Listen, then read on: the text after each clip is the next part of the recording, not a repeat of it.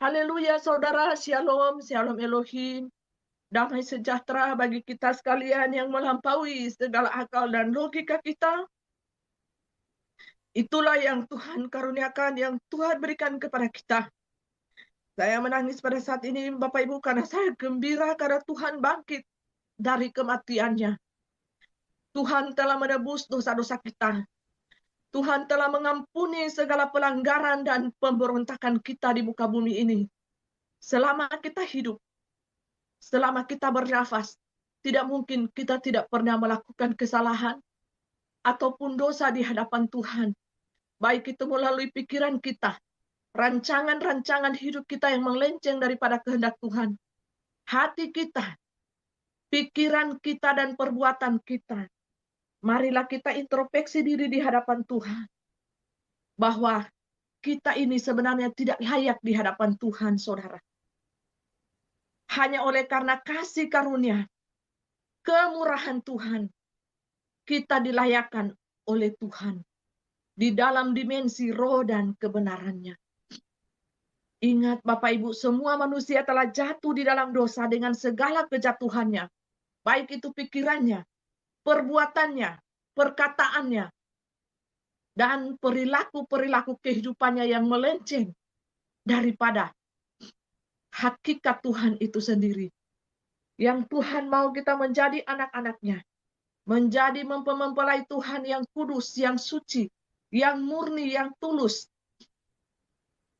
Berkenan di hadapan Tuhan. Begitu rapuhnya hati kita manusia ini, saudara. Serapu-rapunya kita.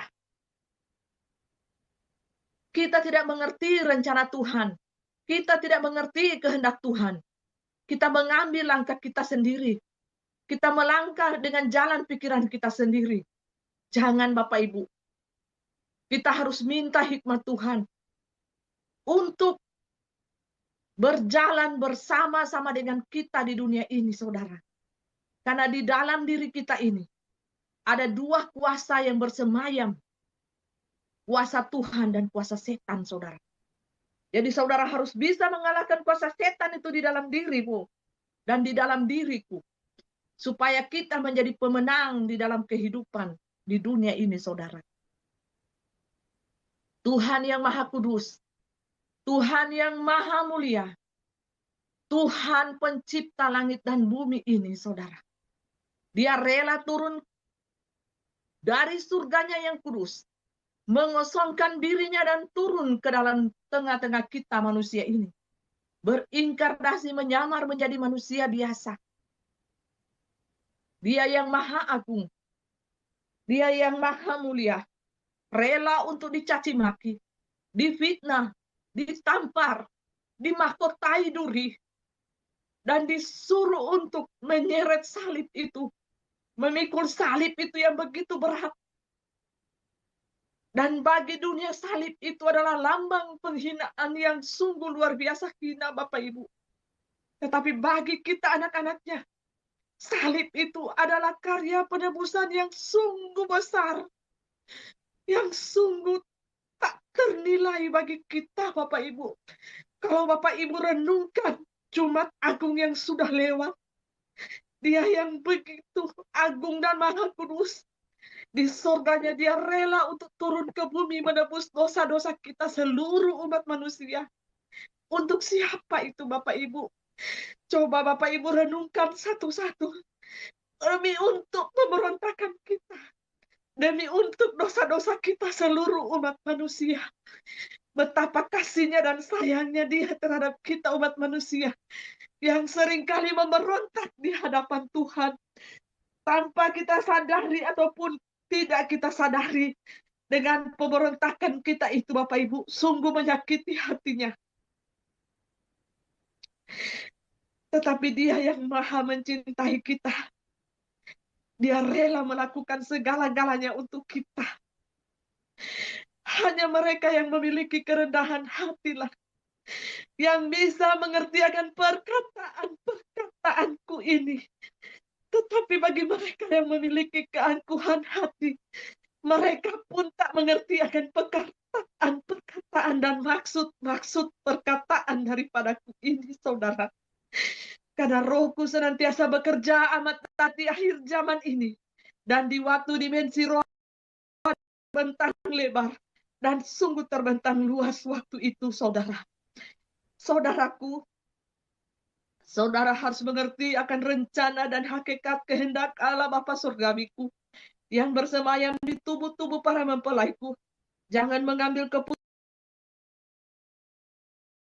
keputusan yang bodoh.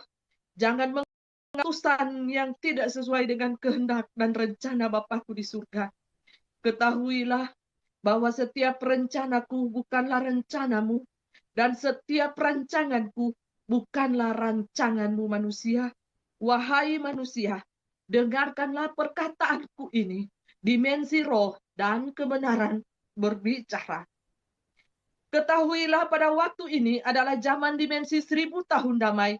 Tetapi kenanglah aku di dalam kematianku dan di dalam kebangkitanku pada 2000 tahun yang lalu, yang sudah berlalu dan yang sudah cukup lama, bukan? Lalu waktu itu. Tetapi sesungguhnya kalian mengenang aku pada hari kematianku. Pada hari aku hidup, kalian menyanjung-nyanjung aku dengan mujizat yang aku buat.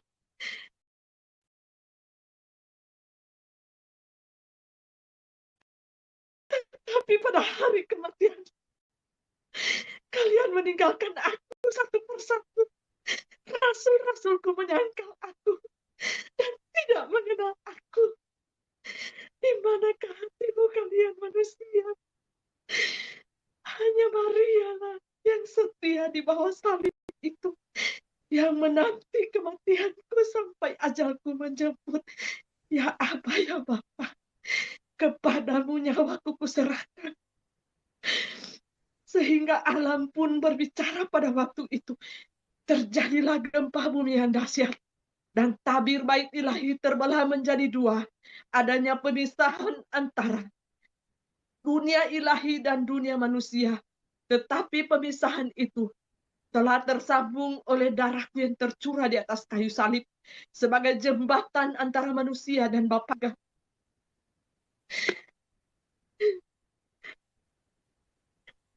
Itulah sifat manusia.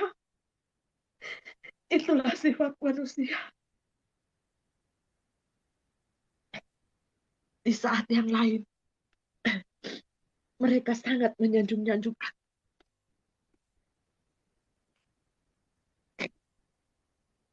Tetapi di saat yang bersamaan, dengan seketika mereka akan meninggalkan aku. Dan bahkan menyangkal namaku, menyangkal kuasaku, mengenal aku. Itulah sifat manusia yang kurang beriman, yang kurang percaya. Tidak mengapa, tetapi sungguh pun mereka aku kasihi. Karena mereka tidak tahu jalan-jalanku. Mereka tidak tahu kehendak Bapakku yang di surga, yang telah mengutus aku 2000 tahun yang lalu. Dan inilah Rohku yang berbicara. Berbicara kepada kita untuk dunia ini. Kepada manusia yang tidak mengerti akan kehendak Bapakku yang di surga. Mereka melenceng.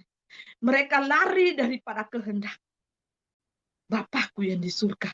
Karena mereka tidak tahu rencana apa yang Bapakku di surga lakukan, yang sudah ada di bawah kekuasaan iblis, yang sudah ada di bawah tahanannya iblis. Dunia ini begitu gelap. Dunia ini diliputi ular beludak. Tetapi anak-anakku yang terbangun, rohnya terbangun dari tidurnya. Rohnya selama ini yang tertidur dan sudah terbangun. Mari bersinarlah. Bercahayalah kalian di tengah-tengah dunia ini. Dan jadilah saksiku di zaman Omega ini.